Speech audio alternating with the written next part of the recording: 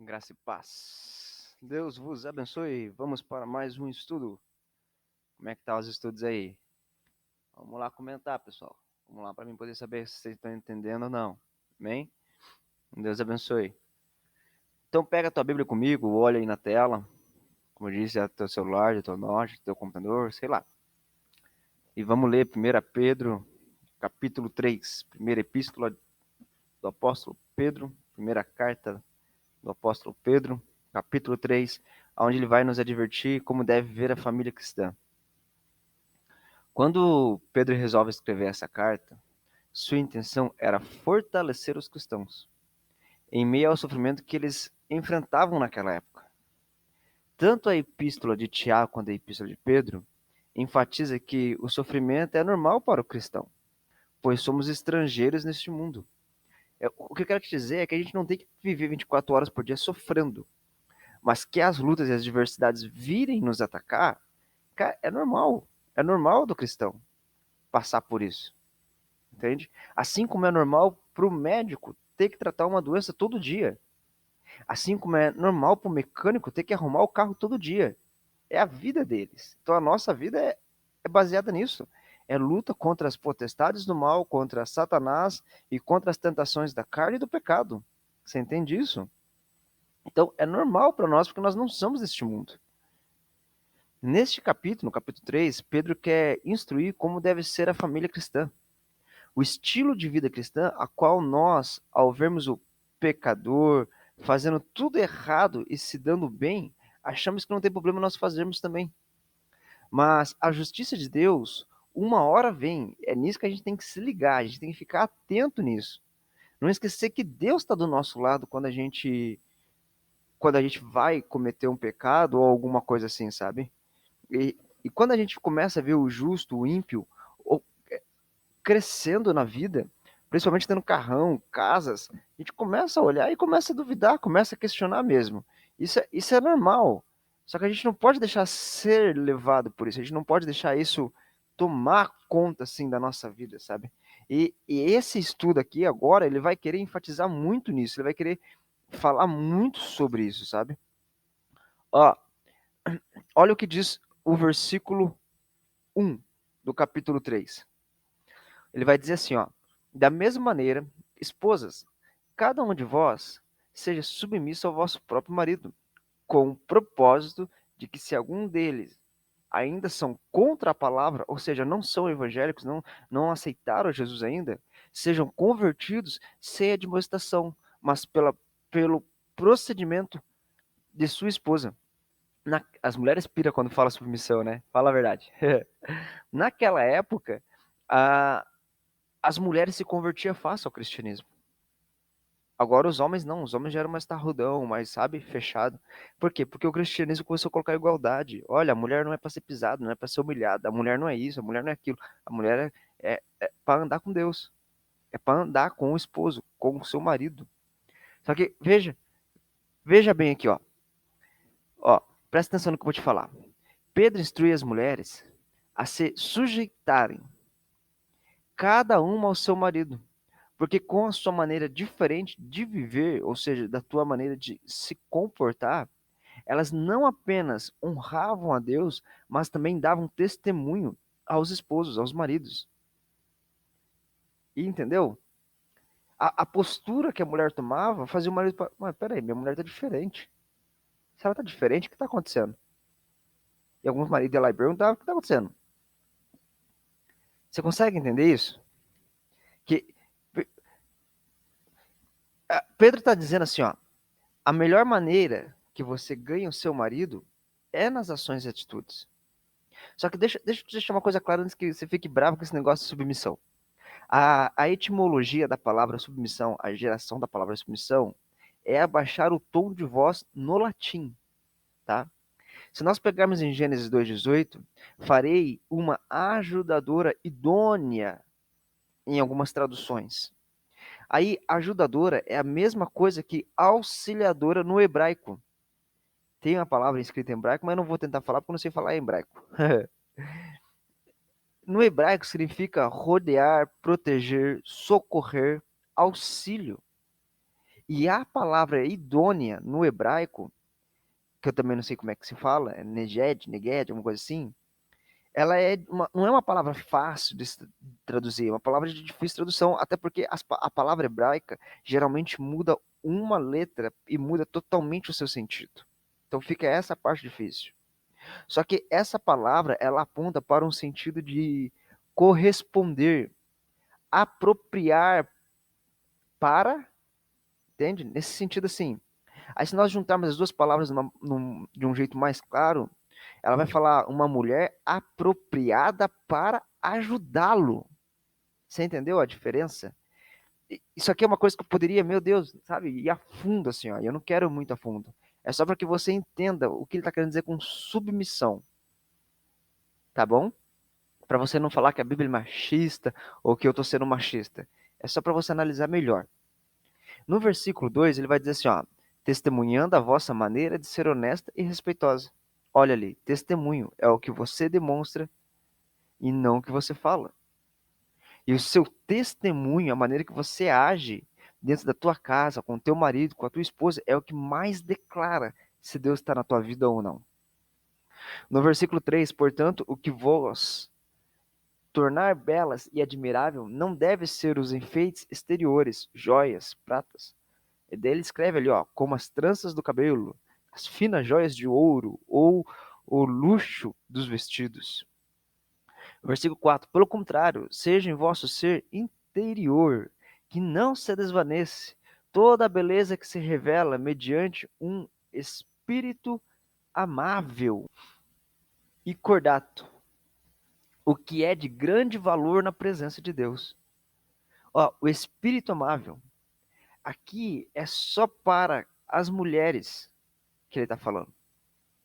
E ele deixa a pergunta, cara, você está sendo amável, cordiável, você está sendo, sabe? O Cláudio Duarte sempre brinca que a mulher, ela tem que decidir se ela é sábia ou se ela é sabiá.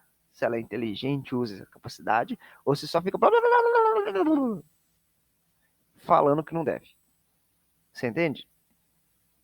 No versículo 5, ele vai dizer assim, ó, porquanto na antiguidade era deste modo que as santas mulheres que esperavam em Deus costumavam adornar-se. Elas eram dóceis, cada qual para com seu próprio marido. Quando você, mulher, sabe respeitar, honrar o seu marido, você sabe honrar e respeitar a Deus. Aí algumas pessoas vão assim, ah, pastor, mas o meu marido é um ogro, é um cavalo, é o Shrek. Aí eu preciso te perguntar, quem mandou você casar sem conhecer o teu marido de verdade? Porque hoje a nossa geração, misericórdia, do ano 2000 pra cá, cara, eu tô cansado de falar isso. Esses tempos atrás um jovem virou pra mim e falou assim, ah, pastor, eu tô apaixonado. Legal. Passou 3 meses, terminou com a menina lá e veio, ah, pastor, eu tô apaixonado por tal menina. Eu falei, é. Passou mais 3 meses, virou pra mim assim, ah, pastor, eu tô apaixonado por tal jovem. Eu falei, ué, mas e a outra menina lá? Ah, nós terminamos, não deu certo, eu tô apaixonadão mesmo por aquela lá. Eu falei, você não ama nem você mesmo. Presta atenção. Em 9 meses você trocou 3 vezes de mulher. Você não sabe nem o que é amor. Que a nossa geração não sabe mesmo, sabe? Olha, a nossa geração é a que tem mais informação na vida. Só que é menos que usa. Misericórdia. Lembra do início do versículo 1?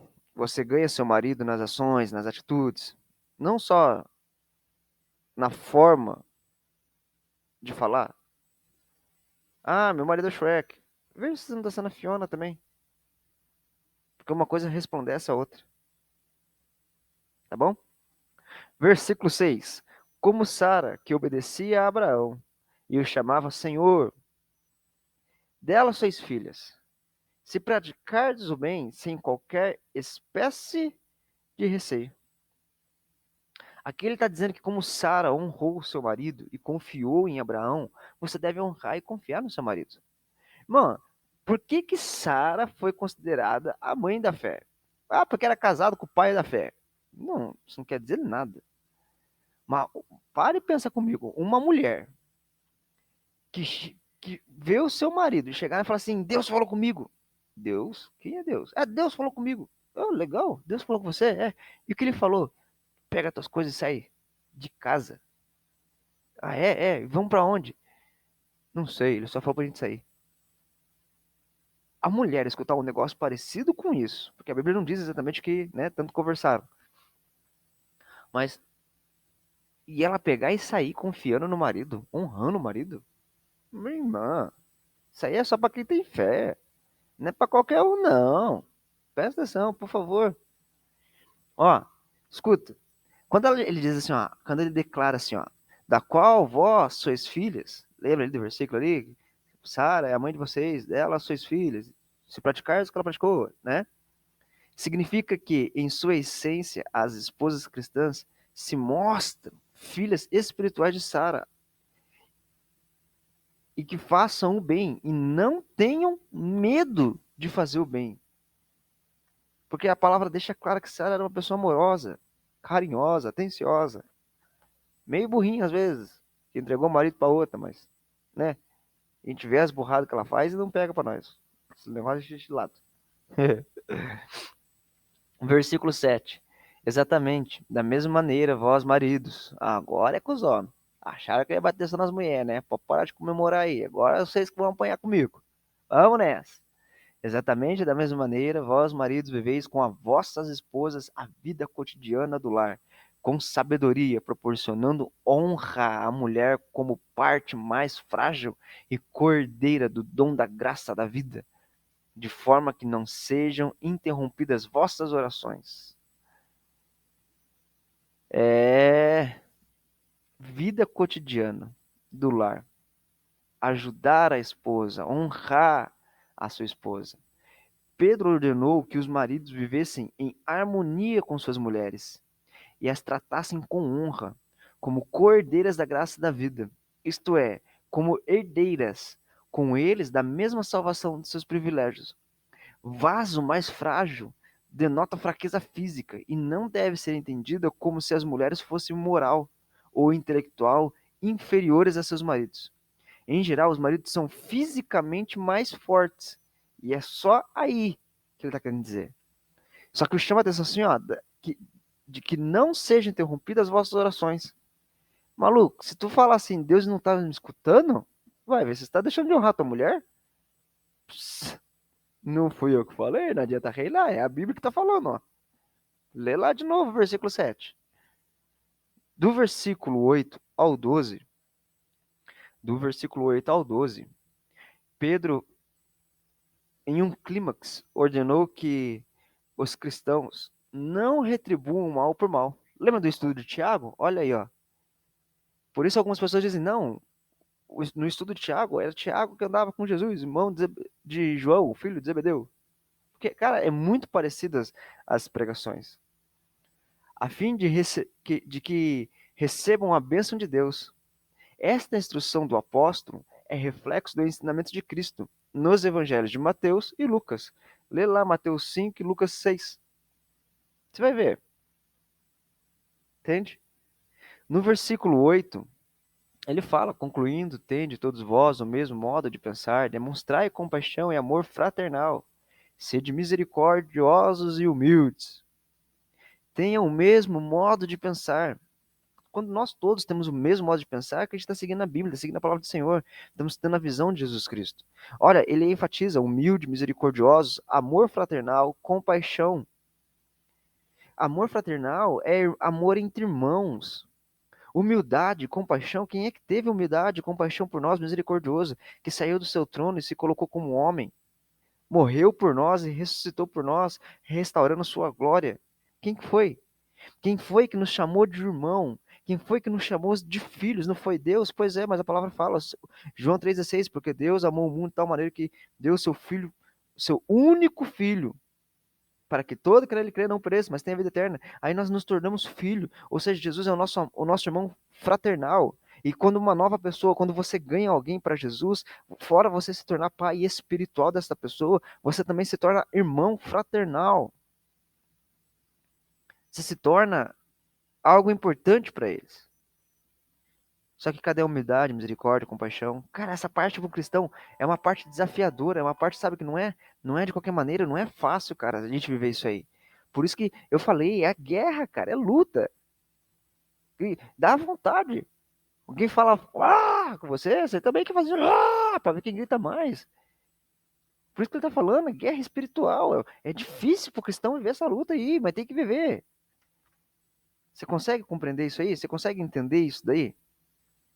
No versículo 9, não retribuam, não retribuindo mal com mal, tampouco ofensa com ofensa. Ao contrário, abençoai, porquanto foi juntamente para esse propósito que foste convocados, a fim de também receberdes bênção como herança. A maior guerra que nós vivemos, cara. Jesus disse em Mateus 5, 43 ao 48. Qual a vantagem tem em amar quem te faz bem? Qual é a vantagem que tem em você ser amado por quem te ama? Nenhuma, mas quando você consegue amar quem te detesta, quem te odeia, quando você consegue ser humilde e bondoso com as pessoas que são ruins com você, cara, isso é surreal. Essa é a maior guerra do cristão. Você entende isso? Do versículo 10 ao versículo 13, nessa sessão os cristãos devem ser diferentes, fazendo o bem mesmo diante da hostilidade dos pagãos, pois Deus irá vingar os justos. Você consegue entender isso? No versículo 13 e 14, ele vai dizer assim, opa, perdão, não li o 9 e o 10, né? O 10 e o 11. Volta lá no 10. Portanto, quem quiser amar a vida e ver dias felizes, refreia sua boca, a língua do mal e os seus lábios da falsidade. Ó, para a tua boca, segura ela. No livro de Provérbios, Salomão ensina que quando a gente consegue controlar nossa boca, consegue controlar quem nós somos, nós conseguimos, sabe, quando a gente consegue usar a palavra sábia, a gente consegue pegar até as pessoas amargas e transformá-las em pessoas doces.